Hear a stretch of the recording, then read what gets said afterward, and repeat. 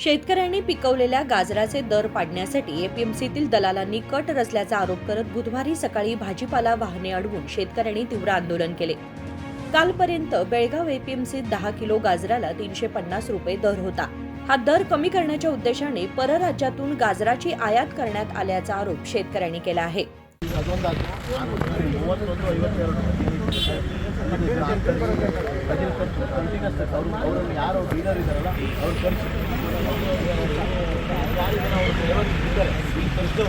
Sunday market ಅವರಿಬ್ಬರು ಖರ್ಚು ಇಲ್ಲಂತ ಹಿಂಗಾಯ್ತಂತ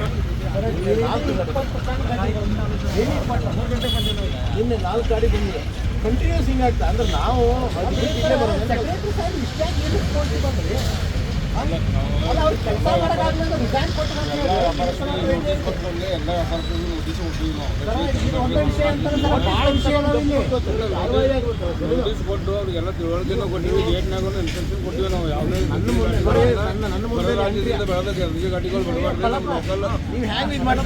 यावेळी प्रकाश नायक, मक्तूम जलीम खान नदाफ यांच्यासह इतरही उपस्थित होते।